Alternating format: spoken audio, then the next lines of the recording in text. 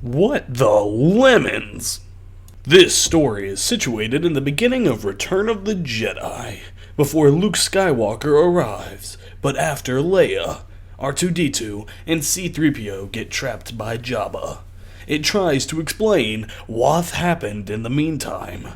Hope you enjoy. Optimus Prime is entering Megatron's secret base. The fight was vicious and the other Transformers got caught.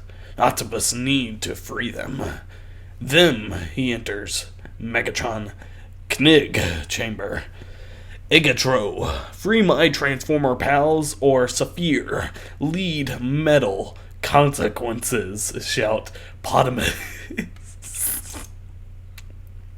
Aha! You will never defeat me, leader of the Autoboys. The Decepticons will rule the galaxy. You will have to jump over my dead corpse, and Optimus run at Megatron's direction, shooting blaster projectiles. Megatron runs to a secret chamber, and Optimus go behind, but it's a trap!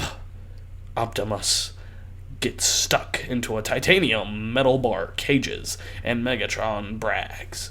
Now, Optimus, you will be my financier. Will help to pay my death satellite to kill the Earth. What? Megatron opens his spaceship and embarks the jailbirded Optimus Prime. He set a course to a distant planet on a galaxy far away. After some weeks, the Megatron spaceship arrives at Tatooine. He speaks for Jabba the Hutt, who receives him. So, Megatron, say Joba, brought me the specimen? Yes, says Megatro, where's the money?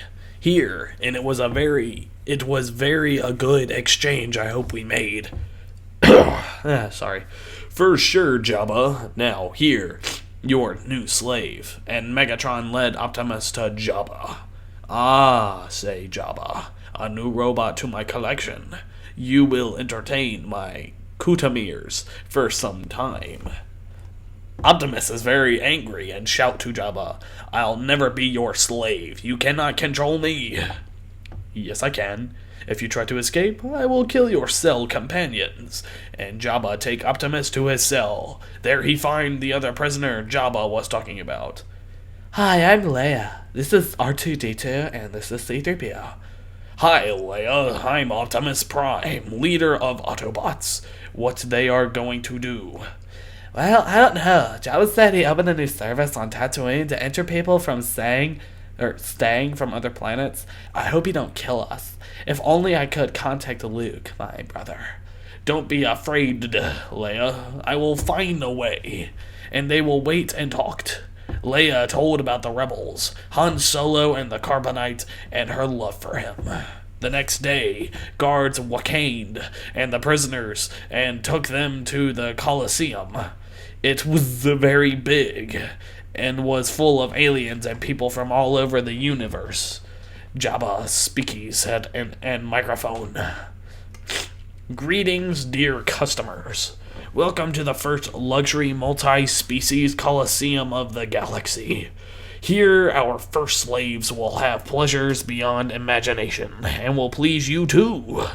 Don't feel ashamed. Put your clothes off and jerk at will. No extra expenses are charged by cleaning the place. Toilet paper is at your right side of your chair. Kudums are charged separately. Have safe sex, and let the show begin.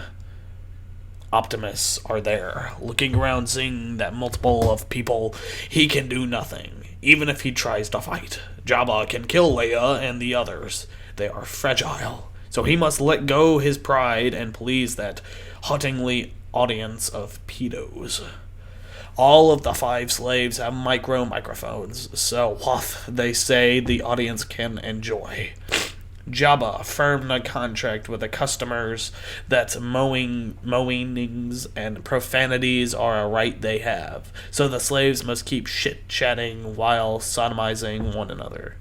Prime sits on the dirty ground and wait. Leia comes near him. Optimus, sorry that we met this way. Don't be ashamed, Leanna. It's not our free that will approve this horrifying spectacle of pure sacrilege against flesh and circuits. It will be over in some hours, said the 20-foot-tall robot. Leia jumped on Prime's leg and walked to his hips. Now, Optimus, show me your male cock. Said Princess Leia with a moaning and whoring voice, and readily Optimus engaged into the sex-serving mode. A hatch opened, and slowly a cylindrical monster of lead and gold emerged from the opening crotch gate. It was shining and was totally waxed. What the fuck? But was too big to Leia to be fucked. 40 inches of diameter and 6 feet of height. Jabba was not pleased. How that stupid robot can penetrate Leia? Whatever. His dick is taller than me. Megatron fooled me. Regretted Jabba. He kept thinking about a solution. Leia looked, and because the show must go on, she did her best while Jabba tries to fix the situation. Oh, Optimus, I guess I'll have to tenderize your, metal dick for me to fully appreciate its wonderfulness. Leia, your leather-clad bikini, lightening up my boron buttocks. How much? Okay, it's almost done. Leia rubbed with her stretched arms the metal dick up and down, but it was dragging her skin. Even if it was polished and had no jagged edges, she needed to lubricate it. Prime, do you have something good to facilitate my work? Yes, my power love. Here. Have this squeezing tube. It contains graphite. Just rub all will be all right. And Leia did it. Her body got darkened by the graphite dust, but she liked it. And masturbating Optimus got very easy and pleasurable. R2-D2 approached Optimus and asked permission to land. Granted, my fellow cylindrical pal, you can enter my dark caves of mystery. What the fuck? Blip, blop, blop, said R2-D2. This was his first time fucking a robot. What the fuck? How do people think of this? He was completely virgin, and was very ashamed he had to expose his intimacy in front of an audience of millions. What their lives were at stake, so he must swallow all of his prejudice and engage full head in this life-altering experience. Leia, said Optimus. Hang on, and Leia held very harder Optimus' dick. Optimus got above it and gave space to R2-D2. Leia was hanging on Optimus' dick while R2-D2 stretched the best coordinates to penetrate Optimus' experimental anus. Luckily for him, Prime's anus was automated to adjust the best diameter for foreign objects entering him. R2-D2 positioned and Optimus seated on him. What the fuck? R2 was shaking and frightened. Optimus' anal cavity was dark and moist. Oh my god, what the hell? Had some loose wires and was rusting from inside. He started to think sex was not made to coward robots like him. Don't be afraid, said Optimus to R2. I'll help you. And Optimus' bowels lights got on. Everything was illuminated. And R2 really saw what it really was, a beautiful adorned rectum full of portraits of Prime's human friends that already visited the place. What the hell? A camera appeared from a wall and photographed R2-D2 and immediately put a portrait of him on a bowel wall. A beautiful adorned rectum full of portraits of Prime's human friends that already visited. Oh. Wait, is that it? No. Page 2. Jesus Christ, a page 2. Oh my god.